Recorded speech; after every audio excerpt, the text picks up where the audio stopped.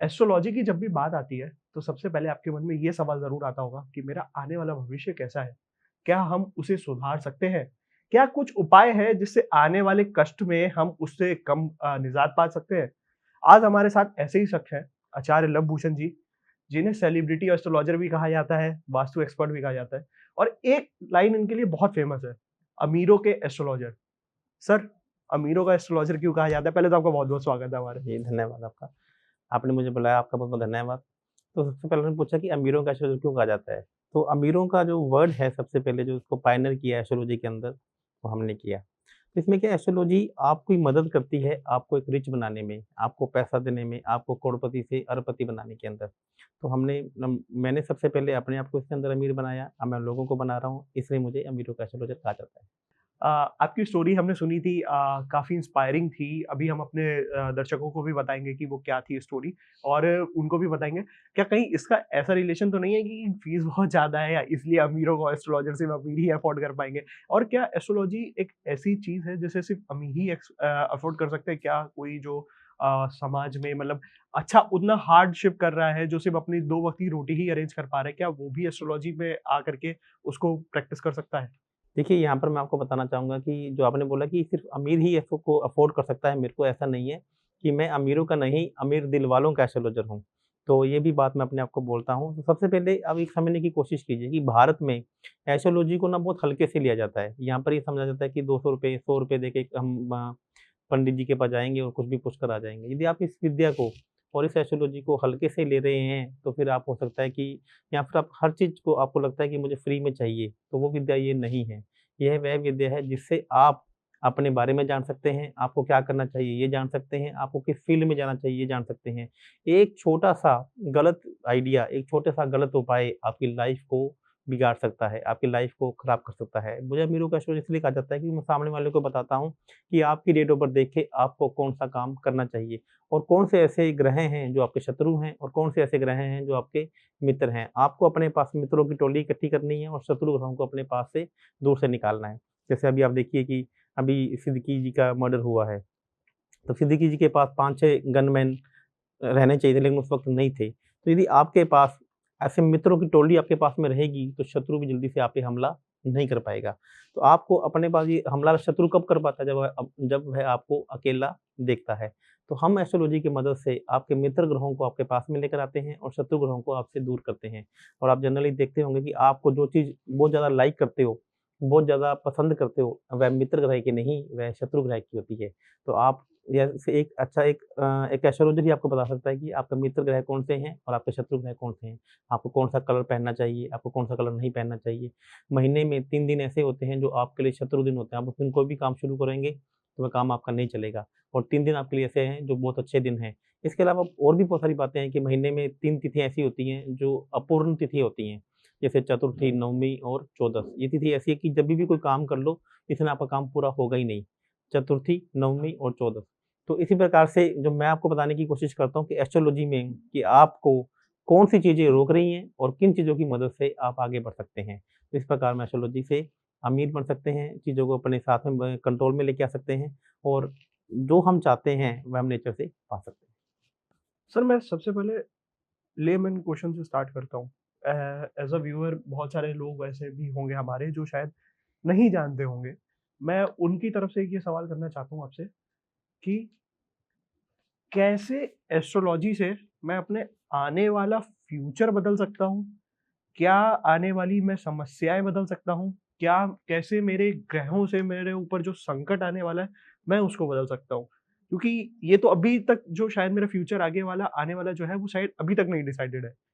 But मैं उसको पहले ही से कुछ ऐसा करके कंट्रोल कैसे कर सकता हूँ? देखिए, इसको बात को समझने की कोशिश कीजिए कि हमारे हॉरोस्कोप में हमारी कुछ दशाएँ, महादशाएँ, अंतर्दशाएँ, प्रत्यंतर दशाएँ होती हैं, जिसकी मदद से हम ये देख के ये बता सकते हैं कि ये समय आपका अच्छा चल रहा है या ये समय बुरा चल रहा है। जैसे मान लीजिए कि सूर्य जो कि तुला राशि में नीच का होता है और आपकी सूर्य ग्रह की महादशा चल रही है या फिर उसकी अंतर्दशा चल रही है, तो इसका मतलब सूर्य का मतलब होता है नेम एंड फेम, सूर्य का मतलब होता है राजा। तो अब आपके साथ में आपकी नाम बदनामी होने का योग है। यदि अब सूर्य की अंतर्दशा या सूर्य की मानदशा जैसे ही चलेगी, तो इसका मतलब ये हो जाएगा कि आपके नाम बदनाम हो सकता है। आपका किसी पड़ोसी से झगड़ा हो सकता है। आपके ऊपर गवर्नमेंट का कोई अधिकारी आकर आपको गलत तरीके से प्रताड़ित कर सकता है, या गवर्नमेंट से संबंधित कोई इश्यू चल रहे हैं, वह नहीं सॉल्व हो सकते हैं। तो अब इसमें इस समय में यदि आप सूर्य से संबंधित जो उपाय हैं वह कर लेते हैं, तो यह समस्याएँ आपकी कम हो जाएँगी। तो हम इन उपायों की मदद से, हम इन चीज़ों की मदद से इन समस्याओं को डेफर कर सकते हैं, इनको डाइल्यूट कर सकते हैं, लेकिन हम खत्म नहीं कर सकते। मैं ऐसा नहीं बोलता कि हम खत्म कर लेंगे, लेकिन यदि आपकी नीच के ग्रह की दशा, महादशा चल रही है और आप परेशानी में परेशान पे परेशान हो सकते हैं। यदि आप एक अच्छे एस्ट्रोलॉजर के पास जाएँ, तो आपको ये बताएगा कि देखो आपकी अभी आपकी सूर्य की दशा, महादशा चल रही है और वह आपका नीच का बैठा है और आपको यह उपाय करने हैं। ज्योतिष के अनुसार सफलता के लिए क्या-क्या उपाय हैं? अगर आप कुछ बता पाएँ हमें कि देखिए, मैं आपको एक बात बताता हूँ, जनरली यदि आप उपाय की बात करते हैं और मुझसे आप उपाय पूछेंगे, तो आप देखिए कि उपाय तो ये एस्ट्रोलॉजी के कितने बन रहे हैं यहाँ पे। और जितने रोज़ एक आप सोशल मीडिया उठा के देख लीजिए, अमीर पैसा धन बरसेगा, पैसा बरसेगा। मैं आपको एक बात बताना चाहता हूँ, क्या कभी आपने किसी डॉक्टर को ये कहते हुए सुना है कि तेरे को हार्ट अटैक आ जाए, तो तू अपना चाकू ले लेना, ये कैंची ले लेना, सीज़र ले लेना और यहाँ से एक नाड़ी निकालना और उसको अपने आप को छील लेना। क्या कभी आपने सुना है? तो मैं आपको यही कहना चाहता हूँ कि जो आपके एस्ट्रोलॉजी के उपाय हैं, वो हमेशा इंडिविजुअल होते हैं। वह जनरली उपाय नहीं हो सकते हैं। जनरली कॉमन उपाय एक त्योहार पे आपको क्या करना चाहिए, कौन-सी सावधानियाँ बरतनी चाहिए, यह तो हम बता सकते हैं, लेकिन यह कभी नहीं बता सकते कि आपको कौन-सा ग्रह खराब कर रहा है। मान लीजिए कि मैं आपकी डेट ऑफ बर्थ पे भी हम थोड़ा-सा बात करेंगे। मान लीजिए किसी की डेट ऑफ बर्थ में चंद्रमा केतु बैठा है, तो इसका मतलब उसका जो पैसा रोक रहा है, वह केतु रोक रहा है। यदि किसी का चंद्रमा शनि बैठा है, तो इसका मतलब उसका पैसा चंद्रमा शनि रोक रहा है। ये चंद्रमा राहु बैठा है, तो चंद्रमा रा उसका जो जो पैसे की जो किल्लत है, वो राहु के माध्यम से आ रही है। चंद्रमा मंगल बैठा है, तो मंगल के माध्यम से आ रही है। तो आपको मैं कैसे एक उपाय आपको बता दूँ? ये उपाय तो आपकी एक इंडिविजुअल कुंडली देखकर ही मैं आपको बताऊँगा कि आप आपका अभी सूर्य नीच का चल रहा है और इनका सूर्य उच्च का चल रहा है, और मैं आपको दोनों के उपाय एक जैसे कैसे बता सकता हूँ? तो यदि आपको अपना एस्ट्रोलॉजी के माध्यम से पूरा कंप्लीट सॉल्यूशन चाहिए, तो आपको इंडिविजुअल चार्ट ही देखना पड़ेगा। मुझे इसलिए भी अमीरों का एस्ट्रोलॉजर कहा जाता है कि जनरली जब मेरे साथ में एक इंसिडेंट हुआ था, तो मैं किसी एस्ट्रोलॉजर के पास गया, शुरू-शुरू की मैं बात बता रहा हूँ, तो वो 5 मिनट से ऊपर किसी को देखते नहीं है। आप एक भीड़ बैठी हुई है, 50 लोग वहाँ बैठे हुए हैं और उन्हीं सभी के सामने आपका चार्ट देख रहे हैं और आपकी बात वो सुनते नहीं हैं। 2 उपाय 3 उपाय बताकर आपकी कुंडली को यूँ उठाकर, हॉरोस्कोप को उठाकर यूँ फेंक देते हैं। क्या ये एक फीलिंग का काम है, ये एक बिज़नेस को समझने का काम है कि आप किसी के पास जा रहे हैं, तो आप उनको अपनी फीलिंग बताएँ। तो आप उनको आपके साथ में कम से कम भी 30 से 45 मिनट का एक समय चाहिए, कि मैं अपनी बात तो रख सकूँ। एक बंद कमरा चाहिए जिसमें आप बैठे हैं और एक डॉक्टर बैठा है आपके साथ में, एक आपके सामने एस्ट्रोलॉजर बैठा है, जो आपकी बात पहले पूरी सुन रहा है, आपको एनालिसिस कर रहा है। तो उसके बाद आपको बता रहा है कि ये समस्या क्यों आई है, इस समस्या के पीछे का कारण क्या है और इस समस्या से हम कैसे बाहर आ सकते हैं। तो मैं इसीलिए मैं एक जातक के साथ में 30 मिनट से लेके 45 मिनट का टाइम देता हूँ, और कभी-कभी उससे भी ज़्यादा लग जाए, तो मैं सामने वाले को मना नहीं करता। मैं 1 दिन में 8 से 10 लोगों से ही बात करता हूँ। तो जिससे सामने वाले को लगता है कि हाँ, मुझे आचार्य जी से बात कर कर अच्छा लगा और उन्होंने मुझे इस समस्या में कि मैं आया क्यों, उसके पीछे का लॉजिक बताया। मैं उसको टाइम बताता हूँ कि आपका समय इस समय से खराब चल रहा है। और यदि किसी का अच्छा समय भी चल रहा होता है, तो बहुत सारे लोग मेरे को चेक करने के लिए आते हैं, जबकि उनका समय बहुत अच्छा चल रहा है और मुझे पूछते हैं कि सर बताइए, तो मैं बोल रहा हूँ अभी तो आपका समय बहुत अच्छा चल रहा है। आप तो जो चाह रहे हैं वो आप पा रहे हैं। वो बोलते हैं कि सर ऐसा तो हमें, यहाँ पहले एस्ट्रोलॉजर हैं जो ये कह रहे हैं कि आपका समय अच्छा चल रहा है, जबकि जो सामने वाला क्या बताता है कि तू तो मरा पड़ा है, गया गया है। तो मैं आपको ये कहना चाहता हूँ कि ऐसा नहीं है। मेरे पास बहुत सारे एस्ट्रोलॉजर भी मेरे पास आते हैं, मेरे को चेक करने के लिए कि आचार्य जी कि ये इतने पॉपुलर कैसे हो रहे हैं, 1 साल में इनके 20 लाख फॉलोअर्स कैसे हो गए? तो हमें भी देखकर आए ना। तो मैं इनको आपको बताता हूँ कि हर चीज़ मैं लॉजिक से बताने की कोशिश करता हूँ। अ, आपकी एक स्टोरी है, हमने जब रिसर्च करी तो हमें पता चला कि आप पहले बिज़नेसमैन होते थे। वो स्टोरी अगर आप हमें शेयर कर पाएँ कि आपकी एस्ट्रोलॉजी फ़ील्ड में एंट्री कैसे हुई? मैं अभी भी बिज़नेसमैन हूँ। मैं अभी भी एक बिल्डर के रूप में काम करता हूँ। मैं पहले एक जॉब करता था। जॉब करने के बाद मैंने एक बिज़नेसमैन बिल्डर का काम शुरू किया। बिल्डर के काम को मैं बहुत आगे तक लेके चला गया। तो सडनली 2014-15 में आपको ध्यान होगा कि वर्ल्ड वाइड एक मंदी आई थी। तो 2014 वर्ल्ड वाइड मंदी आने में क्या हुआ कि, लेकिन मैंने काम नया-नया ही शुरू किया था। तो उसका ज़्यादा इम्पैक्ट मेरे पे ज़्यादा पड़ा। तो और उस टाइम प्रॉपर्टी के रेट क्या हो गए, 50% रह गए थे। तो जाने-अनजाने में मैंने लोगों का भुगतान तो करता रहा, लेकिन अपने पास पैसे नहीं छोड़े। लेटर ऑन ले 1 साल के अंदर ही मैं बैंकरप्ट हो गया और मैं इतनी ज़्यादा मानसिक टेंशन में आ गया, मुझे उसके साथ-साथ में कैंसर भी हो गया। तो मेरी मदर, उससे पहले मैं एस्ट्रोलॉजी को मानता नहीं था। मुझे लगता था कि एस्ट्रोलॉजी क्या है, आप हमें कर्म पे विश्वास करना चाहिए, कर्म ही सब कुछ है। तो मेरी मदर एक एस्ट्रोलॉजर के पास मुझे ले गई, वहाँ पे गंगानगर के अंदर बहुत विख्यात एस्ट्रोलॉजर थे। तो जैसे उनके पास मेरी मदर ले गई, तो मेरी कुंडली देखना शुरू किया, मेरी मदर ने बताना शुरू किया, तो उन्होंने उठा के कुंडली को फेंक दिया। तो बोला, इस कुंडली में कुछ नहीं है, इसका कुछ नहीं हो सकता। तो मेरी मदर की आँखों में आँसू आ गए। मैंने देखा यहाँ पे 40-50 लोग बैठे हुए हैं और ये एस्ट्रोलॉजर सभी के सामने ही ऐसे बोल रहा है, तो इसका मतलब इसको इमोशन का इसको केयर ही नहीं है। ये तो अपने आप के एटीट्यूड के अंदर है। तब से मैंने सोच लिया कि इस विद्या को हम पढ़ेंगे, मैं पढ़ूँगा और इसका मतलब इसको इस विद्या में कुछ है, जो अभी तक लोगों से छुपाया गया है, लोगों को बताया नहीं गया है। तब से मैंने इसको एस्ट्रोलॉजी को पढ़ना शुरू किया, ना कि इसलिए कि मुझे एस्ट्रोलॉजर बनना था। मुझे इसलिए इसको मैंने पढ़ना शुरू किया कि मुझे अपनी समस्या से बाहर आना था। जब मैं अपनी समस्या से मैं 6 महीने के अंदर कैंसर से ठीक हो गया, 1 साल के अंदर मेरी बैंकरप्सी खत्म हो गई, तो लोग मुझसे आकर पूछने लग गए कि लबुशन तूने ये सब कुछ कैसे किया? तो फिर मैंने लोगों को बताना शुरू कर दिया। तो धीरे-धीरे माउथ पब्लिसिटी ऐसी हो गई कि मेरे को एस्ट्रोलॉजर की फ़ील्ड में आना पड़ा। जबकि मैं इसलिए एस्ट्रोलॉजी नहीं सीखी थी कि मैं एस्ट्रोलॉजर बनना चाहता हूँ। तो मेरे एस्ट्रोलॉजी मैंने अपनी पर्सनल भुगती हुई है। मैं आपको कोई भी काम 1 दिन का भी उठा देंगे तो मैं बता दूँगा कि ये इस ग्रह का है। आप कोई भी काम कर रहे हैं, मैं आपको बता दूँगा कि ये काम इस ग्रह का है और कोई बंदा किस ग्रह का काम कौन-सा काम कर रहा है और वह उस काम में सक्सेस है, तो मैं उसकी डेट ऑफ बर्थ बता दूँगा कि आपकी डेट ऑफ बर्थ में ये नंबर होने चाहिए और ये आपकी डेट ऑफ बर्थ में ये ग्रह होने चाहिए। अभी आपने फेस्टिवल से रिलेटेड भी बात करी थी कि हमें फेस्टिवल पे क्या करना चाहिए। दीपावली आने वाली है, अभी हम जो रिकॉर्ड कर रहे हैं दीपावली से कुछ दिन पहले कर रहे हैं, तो दीपावली पे हमें क्या विशेष उपाय करने चाहिए ज्योतिषों के अनुसार?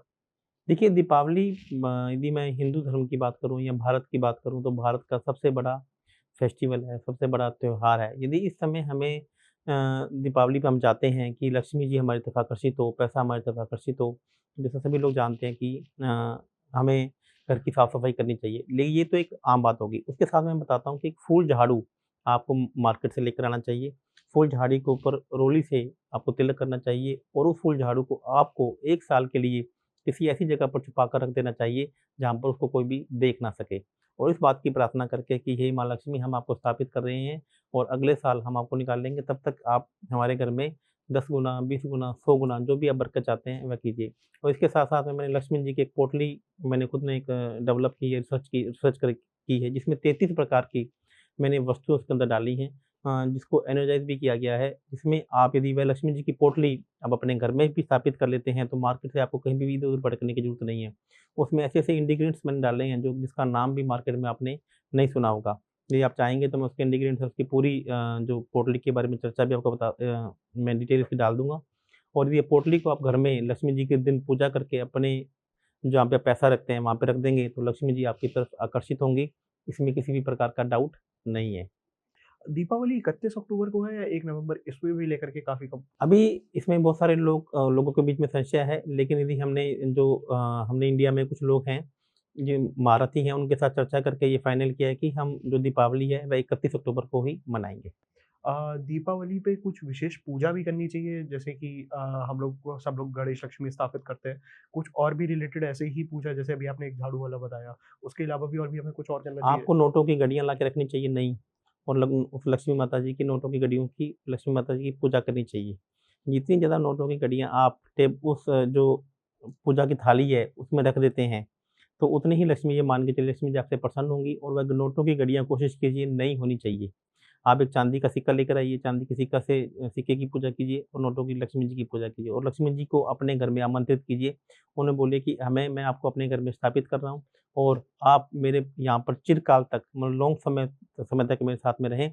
मैं आपको खुश रखने की पूरी कोशिश करूँगा। इस इंटेंशन के साथ यदि आप उन घड़ियों को अपने लॉकर में रखें और फिर रोज़ उनको निकालते रहें या जैसे आपका यूज़ है वो आप करते रहेंगे, देखेंगे कि आपकी तिजोरी हमेशा भरी रहेगी। कुछ दान-वान भी करना चाहिए दीपावली के टाइम पे? देखिए, दान में पहले बताता हूँ कि दान हमेशा मैं आपको आपकी डेट ऑफ बर्थ देख के बताता हूँ, कि आपको कौन-से रंग के कपड़े पहनने चाहिए, आपको कौन-सा दान करना चाहिए, कौन-सा दान नहीं करना चाहिए। यदि आपका शुक्र अच्छा है, तो आपको परफ्यूम कभी भी दान नहीं करना चाहिए और यदि आपका शुक्र नीच का है, तो आपका परफ्यूम आप किसी को गिफ्ट कर सकते हैं। तो इसमें ये आपको धर्मशाला में क्या करना है, आपको आश्रम में क्या करना है, मंदिर में क्या देकर आना है, यह सब कुछ आपकी डेट ऑफ बर्थ देखकर ही बताया जा सकता है। वैसे आप कुछ भी कर सकते हैं इसमें वो आपके ऊपर डिपेंड करता है। आजकल की बहुत सारी जो जनरेशन है, वो साइंस पे बहुत ज़्यादा बिलीव करती है कि साइंस ही है, सब कुछ है जो है। एस्ट्रोलॉजी को हम साइंस से भी जोड़ सकते हैं। 100% ये साइंस है। मैं भी आपकी डेट ऑफ बर्थ देख के आपको मैं बता सकता हूँ कि आपकी बॉडी में विटामिन डी कम होगा कि नहीं कम होगा, आपकी बॉडी में आयरन कम होगा कि नहीं होगा, आपकी कौन-सी सेंसेस काम करती है, कौन-सी सेंसेस काम नहीं करती, कौन से चक्रास आपके अच्छे हैं, कौन से चक्र आपके अच्छे नहीं हैं, कौन से आपके घर के पास में क्या होगा, आपके बॉडी में तिल कहाँ पे होगा, आपके मदर के साथ में आपके रिलेशन कैसे होंगे, फादर के साथ में रिलेशन कैसे होंगे, आपकी वाइफ के साथ में आपके रिलेशन कैसे रहेंगे, आपकी अफ़ेयर यदि आप अनमैरिड हैं, तो आपका अफ़ेयर अभी चल रहा है कि नहीं चल रहा है और आपकी लाइफ़ में कितने अफ़ेयर्स रह सकते हैं। हम सब कुछ आपकी डेट ऑफ बर्थ देखकर बता सकते हैं। आपके पास पैसा कितना रहेगा, आप बेड पे बैठकर खाना खाते हैं, आप टेबल पे बैठ के खाना खाते हैं, आप लेट उठते हैं कि आप जल्दी उठते हैं, ये सब कुछ हम आपकी डेट ऑफ बर्थ देख के आपको बता सकते हैं। तो इसमें डेट ऑफ बर्थ का बहुत इंपॉर्टेंट रोल है। जैसे अभी आपने दीपावली पे लक्ष्मी जी को के से रिलेटेड बात करी। लक्ष्मी जी का वाहन उल्लू ही क्यों चुना गया? उनको इतने सारे जानवर थे, कोई मतलब पैसे की देवती हैं वो, पूरा रक्षा करती है, कोई एक बढ़िया-सा होता शेर है, तो जैसे माँ दुर्गा है। आपको मालूम है कि जो दीपावली मनाई जाती है, उस दिन क्या होता है? राम जी वापस। नहीं, उस दिन अमावस्या है। अच्छा। और आप ये देखिए कि 2 तरीके की रात होती है, एक पूर्णिमा और एक अमावस्या। तो अमावस्या को नो मून डे कहा जाता है और पूर्णिमा को फुल मून डे कहा जाता है, जिस दिन चंद्रमा पूरा का पूरा आसमान में रहता है। और नो मून डे अमावस्या होती है, जिस दिन घोर अंधेरा होता है, आपको कुछ भी नहीं दिखता है। तो माँ लक्ष्मी हर अमावस्या को धरती पर आती हैं, आपको आशीर्वाद देने के लिए। तो ऐसा माना जाता है कि कार्तिक महीने की अमावस्या को जब माँ लक्ष्मी जी को धरती पर आना था, तो उनको जब पूरा विचरण करना था, तो उन्हें एक ऐसा वाहन चाहिए था, एक जो रात को भी देख सके। तो उल्लू एकमात्र एक ऐसा पक्षी है, जिसे रात में ही दिखता है, उसे दिन में नहीं दिखता है। तो यह एक बहुत बड़ा कारण है कि इसलिए माँ लक्ष्मी जी ने उल्लू को ही अपना वाहन चुना, क्योंकि उसको रात में दिखता है और उसकी नज़र रात में ही ज़्यादा पारखी होती है। और इसके अलावा माँ देवी-देवताओं के कहने पर भी माँ लक्ष्मी जी ने उल्लू को अपना वाहन बनाया था। क्योंकि जब माँ लक्ष्मी जी का प्रकटीकरण हुआ था समुद्र मंथन के समय, तब सुर भी एक तरफ थे और असुर भी एक तरफ थे। तब जब उनका मंथन कर रहे थे, तब लक्ष्मी जी प्रकट हुई थी, तब भगवान विष्णु जी ने माँ लक्ष्मी जी को ये वरदान दिया, कहा था कि आपको सुर और असुरों का बिना भेदभाव किए हुए आपको उनके पास जाना है, जो आपकी पूजा करे। चाहे वो गलत काम कर रहा है, चाहे वो सही काम कर रहा है, आपको यह नहीं देखना है। आपको तो ये देखना है कि वो कौन आपको पूजा कर रहा है, कौन आपको मान रहा है। आप देखो ना कितने लोग ऐसे हैं जो गलत काम करते हैं, फिर भी उनके पास पैसा है। जो सट्टे का काम करते हैं, मर्डर का काम करते हैं या चोरी डकैती का काम करते हैं, क्या उनके पास पैसा नहीं है क्या?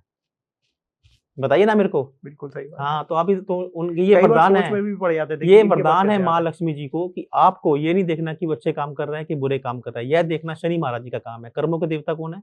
शनि महाराज जी है। लक्ष्मी जी को ये नहीं देखना कि आप अच्छे काम कर रहे हैं कि बुरे काम कर रहे हैं। जो आपको मानेगा, तो उसके पास आपको जाना है।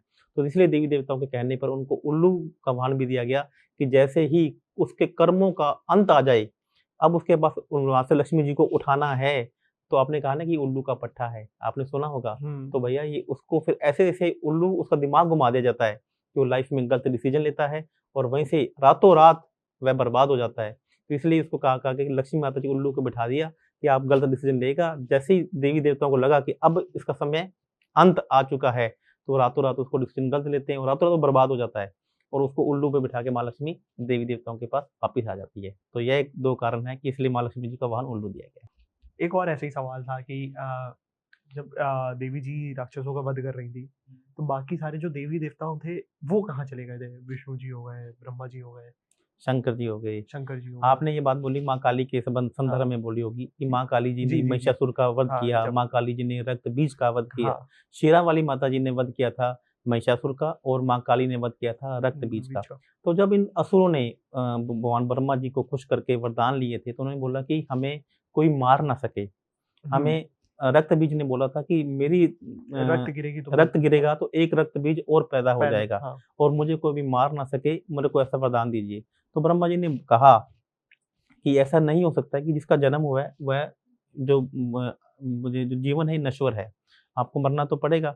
तो आप कुछ ऐसा माँग लीजिए कि हमें ये इस बंदे से ही, इस जातक से ही मेरी मौत होगी। जैसे रावण ने कहा क्या कहा था कि मेरी जो मौत है एक आम इंसान के हाथों से होनी चाहिए। तो उसे मालूम था कि मैं इतना ताकतवर हूँ, एक आम इंसान मेरे को मृत्यु नहीं कर सकता। तो उसी प्रकार से रक्त बीज ने और महिषासुर ने ये माँग लिया था कि हमारा जो वध है वो एक महिला के हाथों होना चाहिए।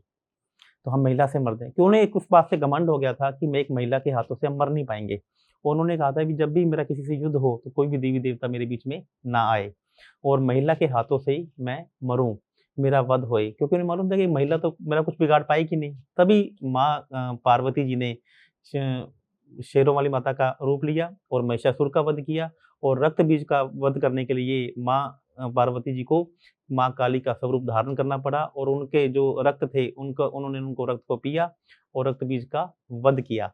तो इसलिए ये पूरी की पूरी कहानी है। यदि मैं अभी इन कहानियों को आपको सुनाने की शुरू करूँगा तो बहुत लंबा चैप्टर हो जाएगा।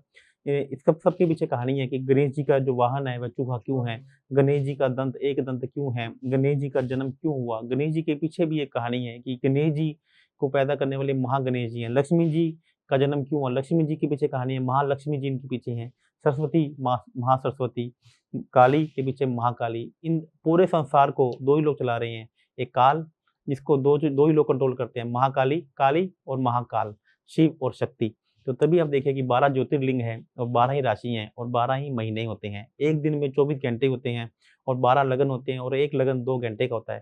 आपको मैं जानकर हैरानी होगी, मैं बताना चाहूँगा कि 1 साल में 365 दिन ही क्यों होते हैं? 1 दिन में 30 दिन ही क्यों होते हैं? 1 हफ्ते में 7 दिन ही क्यों होते हैं? 1 दिन में 24 घंटे ही क्यों होते हैं? और 1 हफ्ते में 7 दिन मतलब कि 1 घंटे में 60 मिनट ही क्यों होते हैं? कभी आपने सोचा? इसके पीछे पूरा का पूरा एक लॉजिक है और यह पूरा का पूरा कैलेंडर भी भारतीय ऋषियों के द्वारा बनाया गया है।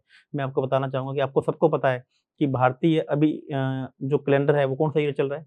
2024। आपको पता है कि हिंदू नववर्ष संवत कौन-सा चल रहा है? किसी को नहीं पता है। मैं आपको यही तो यूथ को बताना चाहता हूँ कि हमने जो ये कैलेंडर है आज 2024 चल रहा है, क्या इससे पहले दुनिया नहीं थी क्या? क्या इससे पहले दुनिया नहीं थी क्या? थी। थी ना, तो 2024 ही क्यों? तो मैं आपको बताना चाहता हूँ कि आज हिंदू नववर्ष जो कैलेंडर है वह 2081 चल रहा है।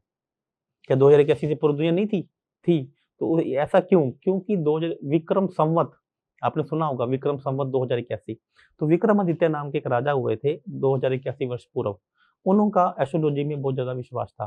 तो उससे पहले बहुत सारे पंचांग भारत में कैलेंडर भारत में चल रहे थे। तो उन्होंने क्या किया सभी पंचांगों को, सभी कैलेंडरों को, सभी राजाओं को जिन्होंने के नाम से वो चल रहे थे इकट्ठा किया और एक कैलेंडर उन्होंने जारी कर दिया जिसको बोला गया विक्रम संवत। आज विक्रम संवत चल रहा है 2081 और ये चल रहा है 2024 तो 57 साल का फ़र्क है।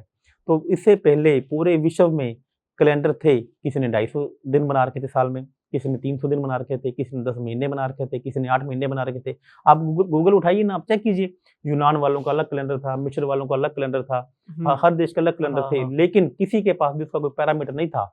इन्होंने इनको भी एक कैलेंडर चाहिए था, तो इन्होंने भारतीय जो हिंदू कैलेंडर है इसको फॉलो किया और एज इट इज़ वही कैलेंडर आज आप और मैं देख रहे हैं। लेकिन हम भारतीय ऋषि अपनी बातों को रख नहीं पाए क्योंकि हमारे ऊपर बाद में और मुसलमानों ने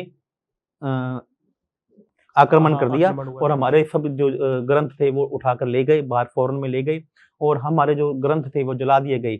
इसलिए हम जो ऋषि थे वो मार दिए गए। तो हम ऋषियों की बातें हम पूरे भारत में, पूरे ब्रह्मांड में फैला नहीं पाए। तो आप देखेंगे जितनी भी चाइना की न्यूमरोलॉजी है, जितने भी स्विच वर्ड्स हैं, जितने भी ये काला जादू है जो मुस्लिम लोग करते हैं, सब भारतीय ऋषियों के हमारे द्वारा लिखा गया है, हमारे द्वारा पढ़ा गया है। और ये किताबें, पूरे ग्रंथ पूरे भारत में ही नहीं, पूरे विश्व में फैल गए और जिसने जैसा फैला, जिसने जैसा पढ़ा, उसने वैसा उसको लिख दिया और आज भी अधूरा ज्ञान इंडिया में ही नहीं, पूरे विश्व में फैल रहा है। तो आप देखेंगे मैंने अपनी एस्ट्रोलॉजी के माध्यम से बताने की कोशिश की कि जो छुट्टी का दिन है वह संडे का नहीं सैटरडे का होना चाहिए। क्या आपको पता है कि पूरे विश्व में एक कंट्री ऐसा भी है जहाँ पे सैटरडे की छुट्टी होती है? बताइए कौन सा है? ऑस्ट्रिया। नेपाल। तो नेपाल आप देखेंगे नेपाल के लोग आज भी हिंदू कैलेंडर को ज़्यादा फॉलो करते हैं और हमें छुट्टी का दिन सैटरडे इसलिए होना चाहिए क्योंकि शनि जो है वह आलसी ग्रह है, वह दुःख का ग्रह है, वह सोने का ग्रह है, वह उस दिन आपको काम करने का मन नहीं करता है। और संडे जबकि रवि का ग्रह है, वो सूर्य का ग्रह है, उस दिन तो डिटॉक्सिफिकेशन का ग्रह है और हम लोग शनिवार को क्या खाते हैं? छोले-भटूरे खा रहे हैं, समोसे खा रहे हैं, कचौरी खा रहे हैं, दारू पी रहे हैं, अल्कोहल का यूज़ कर रहे हैं। जबकि ये सब कब करना चाहिए? फ्राइडे को या फिर सैटरडे को। सैटरडे को, संडे को नहीं करनी चाहिए ना, संडे तो सूर्य का दिन है। सूर्य छोले-भटूरे तली हुई चीज़ें क्या है? शनि है। जो अल्कोहल है वो क्या है? शनि है। संडे तो डिटॉक्सिफिकेशन का दिन है, संडे काम करने का दिन है, संडे गवर्नमेंट का दिन है, संडे को आपको काम पे लगना चाहिए और शनिवार को आपको आराम करना चाहिए। तो इसलिए छुट्टी संडे की नहीं, छुट्टी सैटरडे की होनी चाहिए।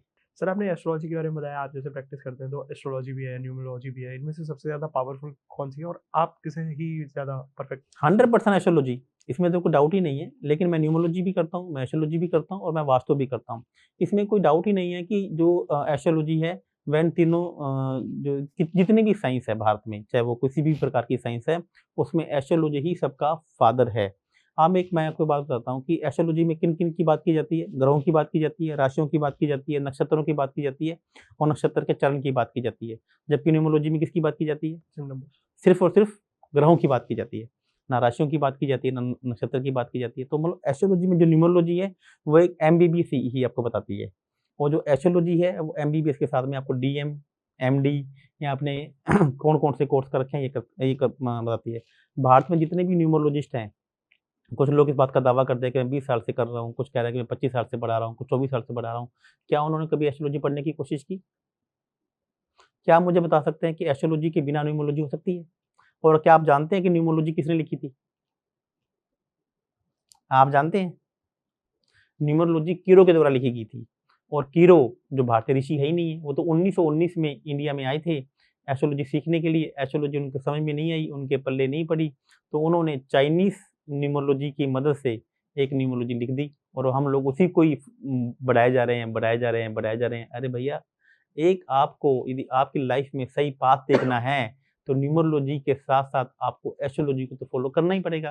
तो भारत में जितने भी न्यूमरोलॉजिस्ट हैं, वह तो एस्ट्रोलॉजर है ही नहीं है और वह तो जानते ही नहीं है कि सूर्य मान लो सूर्य का राहु के साथ में युति हो जाए, तो उसका क्या उपाय है? वो सूर्य का तो उपाय बता रहे हैं, लेकिन सूर्य के साथ में राहु के साथ में युति हो जाएगी, तो उसका क्या उपाय है? जब तक आप युति के कॉम्बिनेशन को नहीं तोड़ पाओगे, तो आप कैसे आगे बढ़ पाओगे? सर अब हम कुछ प्रैक्टिकल देखना चाहेंगे क्योंकि आपने जैसे बताया कि आप चार्ट देखते हैं, तो क्या आप मेरा चार्ट देख कर के बता सकते हैं? चलिए आपके आज ना कुछ प्रैक्टिकल करते हैं, इसको समझने की कोशिश करते हैं। तो सबसे पहले मैं आपको बताना चाहूँगा कि जो अभी आप मैं आपके ना चार्ट 2 तरीके से करूँगा, न्यूमरोलॉजी से भी और एस्ट्रोलॉजी से भी। तो मैं नंबर्स के माध्यम में सबसे पहले आपको बताना चाहूँगा जो भारत में न्यूमरोलॉजी का चार्ट बनाया जाता है, वह इस प्रकार से बनाया जाता है और जो यह चार्ट है, यह चाइना का चार्ट है। आपको पता है कि भारत का जो हेड है, वो कौन-सी दिशा में है? भारत का नक्शे की बात करते हैं, नॉर्थ। नॉर्थ में। आप और चाइना है अपना हेड किसको मानता है? आई थिंक ईस्ट, ईस्ट या साउथ को। साउथ को। चाइना अपना हेड किसको मानता है? साउथ को मानता है और भारत अपना हेड किसको मानता है? नॉर्थ। नॉर्थ को मानता है। तो जो इंडिया में लोशो ग्रिड के नाम से न्यूमरोलॉजी पढ़ाई जा रही है, वह भारत का तो चार्ट है ही नहीं है। वह चार्ट किसका है? चाइना का चाइना है। का। और ये लोशो ग्रिड कौन थे? लोशो ग्रिड एक चाइना में एक ऋषि थे, जिन्होंने लोशो ग्रिड को डेवलप किया था और किसके अनुसार किया था? चाइना के अनुसार किया था। उन्होंने भारत के अनुसार तो किया ही नहीं, लेकिन ग्रंथ किसके थे? इंडिया। शास्त्र किसके थे? इंडिया। भारत के थे, जो उठा कर लेके गए थे, जितने भी औरंगज़ेब वगैरह उठा के लेके गए थे। तो मैं आपको पहले लोशोग्रिड दिखाता हूँ और इंडिया का असली जो न्यूमरोस्कोप है, वो दिखाता हूँ।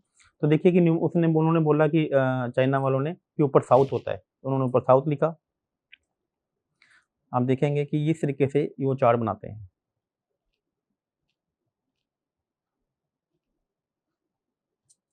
ठीक है?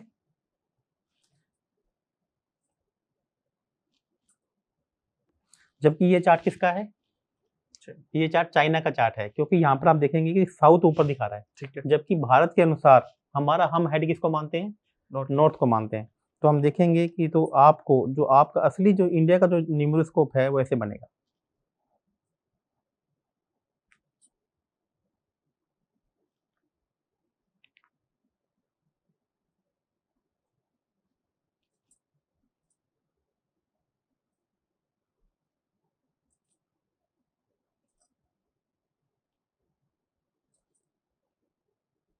तो यह इंडिया का न्यूमरोस्कोप है, जिसमें नॉर्थ ऊपर रहेगा और साउथ नीचे रहेगा। इधर ईस्ट आएगा और इधर वेस्ट आएगा। इसका आपकी लाइफ में क्या प्रभाव पड़ेगा, ये मैं भी आपको बताने की कोशिश करूँगा। तो सबसे पहले हम आपका चार्ट लेते हैं कि आपका चार्ट को एनालिसिस करते हैं। ठीक है। तो बताइए मुझे आपकी डेट ऑफ बर्थ 9 अक्टूबर 2000। 9 अक्टूबर 2000। अब इसके अंदर मैं आपका इंडिया के न्यूमरोस्कोप के हिसाब से आपका चार्ट बना रहा हूँ।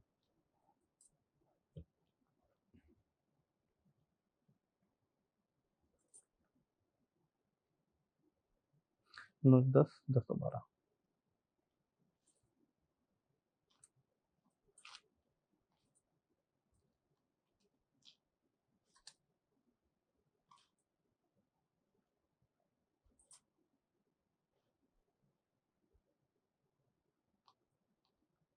अब देखिए कि मैं आपका चार्ट मैंने बनाने की कोशिश की, तो सबसे पहले मैं आपको बताना चाहूँगा कि आपके मूलांक के हिसाब से कि आपका मूलांक 9 है और आपका भाग्यांक 3 है।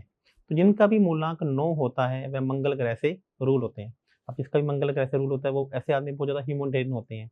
कब अपना पूरा का पूरा साम्राज्य लुटा दें, उनको खुद को नहीं पता होता कि सामने वाले की पीड़ा इनसे देखी देखिए नहीं नहीं जाती जाती। है। इनको मंगल यानी कि तंदूर, गरम-गरम खाना, इनको गरम-गरम खाना खाने का शौक होता है। इनको किसी की भी वेट करना या किसी को भी वेट कराना अच्छा, अच्छा नहीं लगता है। और ये कहीं पे भी ये होटल में, रेस्टोरेंट में कहीं पे भी जाएँगे, तो इन्हें ऐसा लगेगा कि तंदूर का खाना हो, तंदूर की रोटी हो, तो इन्हें अच्छा लगता है। आप घर पे भी कभी जाएँगे तो आपको ऐसा लगेगा कि आपने अभी बोल दिया कि चाय ले दो, तो आपको चाय तुरंत चाहिए, आप उसमें वेट को नहीं वेट कर में हाँ, सकते हैं।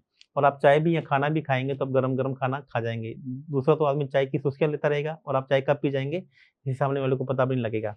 अब ये तो हो गया 9 और आपका जो मूलांक 9 है और भाग्यांक क्या है? 3 है। तो ये आपस में क्या है? मित्र हैं। जब 9 और गुरु मूलांक और भाग्यांक आपस में मित्र होते हैं, तो ऐसे जातक लाइफ में बहुत ग्रो करते हैं। कुछ भी नहीं होता हुआ भी आप लाइफ में बहुत आगे चीज़ों को अपने आप को आगे लेके जा सकते हैं। अब मैं बात करता हूँ कि आपके पास कौन-सा एलिमेंट है और कौन-सा एलिमेंट नहीं है। अभी आपके पास ये एयर एलिमेंट बिल्कुल भी नहीं है। जब जिसी किसी के पास भी ये आपके पास सॉरी स्पेस एलिमेंट है और ये आपके पास एयर एलिमेंट है। अब आपके पास यदि एयर एलिमेंट आपके पास नहीं होता, तो आपके घर में किसी न किसी को हार्ट की प्रॉब्लम हो या किसी के चेस्ट की प्रॉब्लम हो, तो ऐसा भी हो सकता है। आपके घर में किसी को निमोनिया हो जाए या चेस्ट की प्रॉब्लम हो जाए, ऐसा भी आपके साथ में देखने को मिल सकता है। आपके पास यदि मैं देखूँ कौन-कौन से नंबर अभी आपके पास में नहीं है, तो इसको चेक करते हैं अपन। आपके पास 5 नंबर नहीं है, आपके पास 8 नंबर नहीं है, तो मतलब अर्थ एलिमेंट आपके पास 67% नहीं है। ये आपके पास देखो मैं 3 और 4 नंबर नहीं है, तो आपके पास एयर एलिमेंट 50% है। आपके पास स्पेस एलिमेंट जो है वो 0% है। फायर एलिमेंट भी एक थोड़ा है और वाटर एलिमेंट भी बहुत कम है और फायर एलिमेंट भी बहुत कम है। तो ऐसे लोगों के बॉडी में कैल्शियम की कमी हो, विटामिन डी की कमी हो, ऐसा भी हो सकता है। अभी तो आप यंग हैं, जैसे-जैसे आप बड़े होंगे तो आप देखना कि आपकी बॉडी में विटामिन डी, कैल्शियम की कमी भी मिलेगी। आप अपनी ही बात को सामने वाले के पास में पूरे अच्छे से रख नहीं पाते हो। आपको अपना हक भी माँगना नहीं आता है। आपके पास स्पेस एलिमेंट भी नहीं है, तो इसका मतलब आपकी बॉडी में आयरन की कमी भी हो सकती है। आप कभी चेक कराना, आपकी बॉडी में आयरन की भी कमी मिल ऐसे लोगों को अपनी ही फैमिली से पूरी सपोर्ट नहीं मिल पाती है।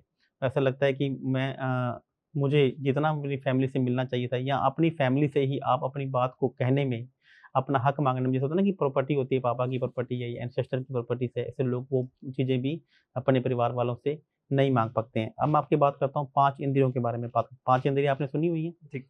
टच, फ़ील ये हुँ, सब कुछ अपने तो जो अर्थ एलिमेंट है, इसको बोलते हैं हम नाक।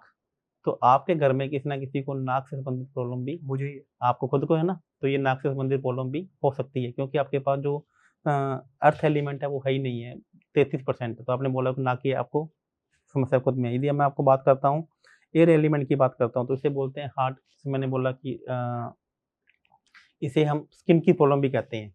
ये है। ये भी है ना आपको? तो इसको स्किन की समस्या भी कहते हैं, कोई टच फीलिंग इस प्रकार की समस्या भी आपको या आपके फैमिली में किसी न किसी को और बोल सकते हैं और ये जो है ये एलिमेंट है स्पेस का एलिमेंट, इसे थ्रोट का एलिमेंट भी कहते हैं, गले की समस्या, गले में खराश हो जाना, गले में टॉन्सिल्स हो जाना, तो ये प्रकार की या बॉडी में आयरन की कमी हो जाना और एयर एलिमेंट का मतलब ये भी है कि आपको किसी को सुनने में और बोलने में भी समस्या हो जाना, ऐसा भी आपके परिवार में या कानों की समस्या हो जाना, कानों के पर्दे फट जाना, ऐसा भी ये समस्या भी अपने किसी न किसी को हो सकती है। वाटर एलिमेंट आपके पास है और आपके पास फायर एलिमेंट भी है। तो ये देखिए कि मैंने आपको आपके सेंसेस के बारे में भी बताया, आपको आपके एलिमेंट्स के बारे में भी बताया और यदि मैं आपकी देखूँ कि आपका जो पूरा जीवन है, कौन-कौन से ग्रह के बीच में चलेगा, तो आपके रूल मंगल, सूर्य और गुरु, ये 3 ग्रह ही ऐसे हैं जो आपकी पूरी की पूरी डेट ऑफ बर्थ में शो हो रहे हैं। मूलांक से मंगल हो रहा है, मन से सूर्य और भाग्यांक से ये। तो इस प्रकार से ये तीनों के तीनों मित्र हैं। तो आपके पास कुछ ना होते हुए भी आपकी लाइफ में बहुत कुछ हो सकता है क्योंकि मंगल, सूर्य, गुरु गुरु ये 3 ग्रह ऐसे हैं जो आपस में परम मित्र हैं। आप किसी भी आप कभी भी चेक करें ना, आप कितनी ही बड़ी समस्या में आ जाएँ, यदि आप भगवान को याद कर लेंगे तो कोई ना कोई जातक, कोई ना कोई व्यक्ति आपकी समस्या को हल करने के लिए आ जाएगा। और मंगल, गुरु, सूर्य होना ये अपने आप में एक बहुत बड़ी बात है। कोई भी नंबर आपकी कुंडली में नहीं भी हो, तो भी आप लाइफ में बहुत कुछ पा सकते हैं। आपको किसी ने आपके बॉस ने कोई काम दे देते हैं, जब तक वह काम पूरा नहीं हो जाए आपको नींद नहीं आती। क्योंकि मंगल और गुरु है, मंगल और सूर्य है। आपके अंदर एक एटीट्यूड भी है, आई एम द बेस्ट, कि मैं बेस्ट हूँ, मुझे कुछ ज़्यादा समझाने की कोशिश ना करें। सीखने की कोशिश भी करते हैं, लेकिन कहीं न कहीं आपके अंदर अपने अंदर आई एम द बेस्ट का एटीट्यूड भी है और आप अपने काम को पूरा का पूरा परफेक्ट करने की कोशिश करते हैं, ऐसा भी आपके अंदर एटीट्यूड है सर, बात तो है। अब मुझे बताइए कि जो मैंने बातें बताई आपको, आप कितने से रिलेट करते हैं? गले की आपने बताई थी, गला भी खराब है, मेरे स्किन की है, स्किन इन्फेक्शन है, नोज़ में साइनस है मुझे ही, तो काफ़ी ज़्यादा रिलेट कर पा रहा हूँ इवन अपने आप से भी। सर कुछ करियर के बारे में भी देखिए, पता कर। यदि मैं करियर की बात करता हूँ तो आपके पास 5 नंबर नहीं है, आपके पास 8 नंबर नहीं है। तो ऐसे लोगों के पास में थोड़ा-सा कॉन्फिडेंस की कमी रह जाती है। वो समय में डबल माइंड हो जाता है कि ये काम करूँ या मैं ये काम नहीं करूँ। आपके पास मंगल और गुरु है, तो गुरु जो होता है, यह सोशल मीडिया का कारक भी है। तो ऐसे लोगों को सोशल मीडिया से संबंधित काम भी किया जा सकता है। जैसे आप अभी सोशल मीडिया में हैं, यदि आप इसी काम को आगे बढ़ाना चाहें, तब आप बहुत तेज़ी से आपको आगे बढ़ना चाहिए। आपको काले कपड़े पहनने से या नेवी ब्लू कपड़े पहनने नहीं चाहिए। जो शर्ट के ऊपर के कपड़े होते हैं, आपको ये अवॉइड करना चाहिए। आप जितने येलो कपड़े पहनेंगे, जितने ऑरेंज कपड़े पहनेंगे, उतना आपका जो वाइब्रेशंस हैं, आपके लिए ज़्यादा पॉज़िटिव होंगी। आपके लिए मंगलवार का दिन, संडे का दिन और गुरुवार का दिन बहुत अच्छा है। इस दिन आप कोई भी काम शुरू करेंगे, तो आपके लिए वो काम ज़्यादा सार्थक सिद्ध होंगे। आप करके देखिए। ये भी काफ़ी नया पता चला मुझे सर, ये कुछ आप इससे भी बता सकते थे? देखिए, इसके बारे में तो मैं आपके आपके लिए इतना कुछ बता सकता हूँ कि आप सोच भी नहीं पाएँगे। अ, चलिए, मुझे कंप्लीट डेट ऑफ बर्थ बताइए कि आपने बताया कि 9 अक्टूबर 2000। 2000।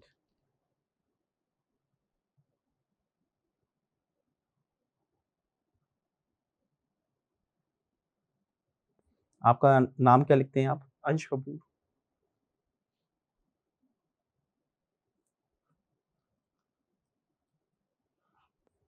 9 अक्टूबर 2000। और प्लेस ऑफ समय 6 बजे शाम को। और place of birth Farrukhabad. Farrukhabad की स्पेल कीजिए। FARRU। FARR UKHABAD। Uttar Pradesh. हाँ जी। देखिए, ये अब आपका चार्ट बन गया है। तो मैं आपके चार्ट से देखिए आपको आपके बारे में बताने की कोशिश करता हूँ। सबसे पहले मैं चेक करूँगा कि आपकी दशा क्या चल रही है। तो अभी आपकी दशा चल रही है गुरु की और गुरु जी बैठे हैं सेकंड हाउस में। वाह! तो गुरु सेकंड हाउस में बैठे हैं शनि के साथ में और गुरु कौन-सी राशि में बैठे हैं? वृषभ राशि में। गुरु वृषभ राशि में बैठा बहुत अच्छा हुआ है और ये दशा चल रही है आपकी 2017 के 23 अक्टूबर से। तो 23 अक्टूबर से आपके पास में पैसा आया हो, अपॉर्च्युनिटी आई हो, ऐसा भी आपकी कुंडली में पूरा-पूरा योग है। 23 अक्टूबर से आएगा। आया आया है 23 अच्छा, अक्टूबर से अपॉर्च्युनिटी लास्ट ईयर। लगी हैं। ठीक। आप जॉब कब लगे हैं? पहली जॉब कब से लगी है? सर मेरी 13 अक्टूबर 13 अक्टूबर 2022। 2022। तो 2018 के बाद से आपके पास पैसा आने की, कमाने की अपॉर्च्युनिटी हुँ। बढ़ गई थी। हाँ, मैंने 2019 में इंटर्नशिप से स्टार्ट करा था। इंटर्नशिप आपने स्टार्ट कर लिया, तो हाँ। इसका मतलब ये है कि और आपकी गुरु की दोनों राशियाँ, एक 9th हाउस में बैठी हुई है, एक 12th हाउस में बैठी हुई है। तो मतलब आप अपने जन्म स्थान से दूर जाकर काम करते हैं, तो ये आपके लिए ज़्यादा अपॉर्च्युनिटी लेकर आएगा। अच्छा। जितना जन्म स्थान से दूर जाकर काम करेंगे, उतना आपके सक्सेस का जो रेशियो है, वो ज़्यादा हो जाएगा। अब आपकी मैं कुंडली की बात करता हूँ, तो आपकी कुंडली बहुत अच्छी है, आपका शुक्र उच्च का बैठा हुआ है, आपका बुध उच्च का बैठा हुआ है, आपका राहु उच्च का बैठा हुआ है, केतु आपका अच्छा है, आपका मंगल भी अच्छा है, आपका सूर्य भी अच्छा है, आपका चंद्रमा भी अच्छा है। ये ऐसी कुंडली मैं बहुत कम लोगों की देखता हूँ। आप ये देखिए कि आप में सबसे बड़ी समस्या क्या है कि आपके लग्न में कोई ग्रह नहीं बैठा हुआ है। मतलब कि जो राजा की गद्दी है, वह खाली है। तो ऐसे आदमी डिसीज़न लेने में कहीं न कहीं चूक जाता है। बड़ा आदमी होने के बावजूद भी, अच्छे संजोग होने के बावजूद भी आपकी राजा की गद्दी क्या खाली, जब तक आप राजा की गद्दी नहीं फ़ील करोगे, राजा की गद्दी पे राजा को नहीं बिठाओगे, क्या सेना काम करेगी? तो आपकी को चार्ट में यदि मैं देखूँ कि चार्ट बहुत अच्छा चार्ट है, लेकिन इसमें एक ही कमी है कि राजा की गद्दी खाली पड़ी है। चौथा घर, जो सुख का भाव है, वह भी कहीं न कहीं खाली पड़ा है और जो कर्म का भाव 10वां घर है, वह भी उसमें भी कोई ग्रह नहीं है, तो इसे हम अंधी कुंडली भी कह देते हैं कि आदमी को पता नहीं लगता कि मुझे किस फ़ील्ड में जाना है, किस प्रोफ़ेशन में जाना है। यदि आप ये 3-4 उपाय, 3-4 काम कर लेते हैं, तो आपकी कुंडली में बहुत सारे योग बन जाएँगे। अब आपकी आपकी डेट ऑफ बर्थ देखिए, आपको बताता हूँ कि आपके घर के पास में क्या-क्या होना चाहिए।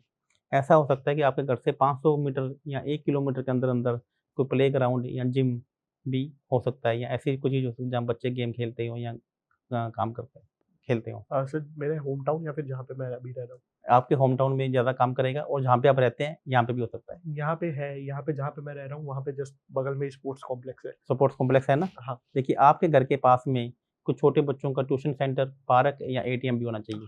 हाँ है, आपके घर के पास में कुछ सैलून या है, ये भी होना चाहिए। आपके घर के पास में माँ दुर्गा जी का या किसी भी देवी-देवता का मंदिर भी हो सकता है, पास ही में है। पास में ही। और ये भी हो सकता है कि आपका जो घर हो, वह एक गली में हो, उस गली में वो गली डेड एंड गली हो या बंद गली हो। जस्ट लास्ट में है, गली एकदम बंद है और एकदम सबसे लास्ट में है। तो देखिए, ये देखिए, मैंने आपको बता दिया कि आपका घर वैसा हो सकता है कि आप अपना चेक कर लीजिए, आपकी थाइस पे तिल का निशान भी हो सकता हाँ, है।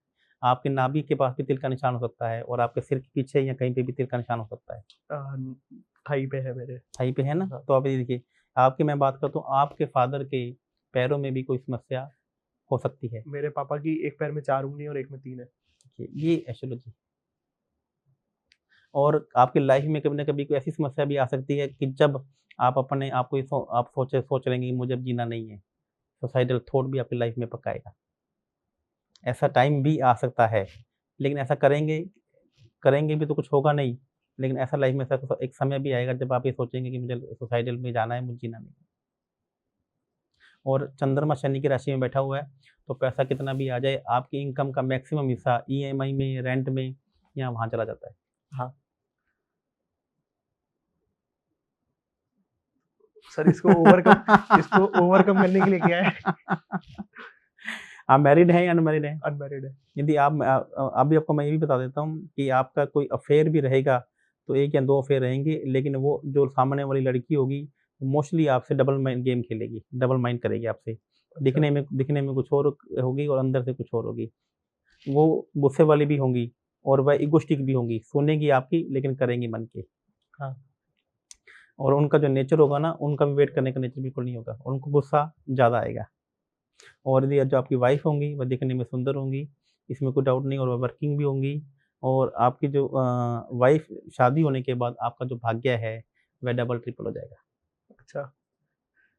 सर मॉनेटरी एस्पेक्ट्स में कब मतलब जो एक यूज़ में होता है पैसा कमाना है, पैसा कमाना है। तो इसके लिए आपको मिलना पड़ेगा ना आचार्य आचार्य जी से। अंशु कपूर जी, आप चाहेंगे ये, अभी तो मैंने आपके हुँ, बारे में 10% भी नहीं बताया है। मैं अच्छा, आपको ये भी बता सकता हूँ कि आपके घर की सीढ़ियाँ कहाँ पे होंगी, घर की सीढ़ियों की काउंटिंग कितनी होगी, आपके घर में इन्वर्टर कहाँ पड़ा होगा, आपके घर के बाहर कलर कौन-सा होगा, आपके घर के बाहर आप चाहे कहीं भी आपके घर के बाहर पौधे पड़े होंगे और वहाँ पे हरा रंग भी हो सकता है। बताइए, है कि नहीं है? मेरे घर के बाहर गैरेज है, उसके बाहर है। है ना? हाँ, हाँ, हरा रंग भी हो सकता है और वहाँ पे हरे रंग के पौधे भी पड़े हो सकते हैं, ऐसा भी हो सकता है। हाँ, तो ये मैं आपको, ये मेरे कहने का मतलब समझिए, ये बहुत ये अभी तो मैंने आपके बारे में कुछ बताया नहीं, क्योंकि अभी हमारे पास एक लिमिटेड टाइम है। टाइम जब आप मेरे पास आकर बैठेंगी, तो मैं आपको ऐसी-ऐसी चीज़ें बताऊँगा कि आपको कौन-सा काम करना चाहिए। आपको बोलकर, जैसा भी एस्ट्रोलॉजी का ये एंकरिंग का काम करता है, इस पे आपको और ज़्यादा ध्यान देना चाहिए। आप एक बहुत अच्छे वक्ता बन सकते हैं। बोलकर पैसा कमाना आपका आपके हॉरोस्कोप में लिखा हुआ है। आपको अपने ड्रेस पे, आपको अपनी वोकल पे, इस पे बहुत ज़्यादा ध्यान देना चाहिए। बोलकर पैसा कमाना आपकी कुंडली में लिखा हुआ है। आप एक बहुत अच्छे एंकर बन सकते हैं। आपको इस पे काम करना चाहिए। आप सोशल मीडिया पे, ऑनलाइन चैनल पे बहुत अच्छा काम कर सकते हैं। तो आप इसकी ये अभी मैंने कहने का मतलब है कि अभी आपके बारे में मैंने 5% ही सब कुछ बताया है। तो ये चीज़ें कैसे काम करती हैं, अभी क्योंकि आपका लगन खाली है, आपका चतुर्थ हाउस खाली है, आपका 10th हाउस खाली है, और लेकिन उसके बावजूद इस कुंडली में इतना पोटेंशियल है कि यह कुंडली ऐसी है कि आप कितने भी बड़े अमीर बन सकते हैं, पैसा ले सकते हैं, और नेचर से कैसे कुछ चीज़ें ली जा सकती हैं, यही एस्ट्रोलॉजी बताती है। सर एस्ट्रोलॉजी के कुछ नेगेटिव इम्पैक्ट्स भी होते हैं। देखिए, नेगेटिव इम्पैक्ट्स ये होते हैं कि एस्ट्रोलॉजी नेगेटिव, क्या एस्ट्रोलॉजी अब क्या नेगेटिव कर देगी? अगर कुछ जैसे कोई गलत कदम मतलब कर दिया, जैसे सही से पूजा नहीं करी, विधि पूर्वक पूजा नहीं करी, बहुत से लोग मतलब जैसे कई मंत्र हम लोग सही से उच्चारण नहीं कर पाते हैं, तो क्या हुँ। वो भी नेगेटिव हमें इम्पैक्ट कर सकते हैं? 100%। आपको ज़्यादा पाठ पूजा करनी नहीं चाहिए, आपको पाठ पूजा कर्मकांड पंडितों से करानी चाहिए। आप अपने काम पे ध्यान दो, आप जिसके लिए आए उस पे ध्यान दो। मोस्टली जिन बिज़नेसमैन हैं मेरे पास आते हैं कि सब तो 3 घंटे से वो पूजा करते हैं। मैं कहा, व्हाई आर यू डूइंग 3 घंटे पूजा? आपको पूजा करनी है तो पंडित से करवाइए, कर्मकांड पंडित से करिए। आप अपने काम पे ध्यान दीजिए, आप अपने प्रोफ़ेशन पे ध्यान दीजिए। आप एक आदमी को, एक जातक को पूरे दिन में 5 से 10 मिनट से ऊपर पूजा नहीं करनी चाहिए। तो आज हमारे साथ जुड़े आचार्य लबूचन जी, जिन्होंने हमें अपना कीमती समय दिया। एस्ट्रोलॉजी के बारे में वो महीन-महीन चीज़ें बताई जो शायद हम लोगों को नहीं पता थी। मे इवन इनफैक्ट मेरे बारे में भी मुझे ऐसी कई चीज़ें पता चली जो हकीकत में ऐसी वास्तविक में थी। अगर आपको भी ये शो अच्छा लगा हो तो हमें कमेंट सेक्शन में ज़रूर बताइएगा, हम सर को दोबारा बुलाएँगे आपके लिए और आपके भी सवाल-जवाब पूछेंगे। कमेंट सेक्शन में अपने सवाल भी छोड़िएगा। अगर आपको पसंद आया हो तो इसे लाइक, शेयर, सब्सक्राइब भी ज़रूर करिएगा। थैंक यू सर, आपने हमें समय दिया।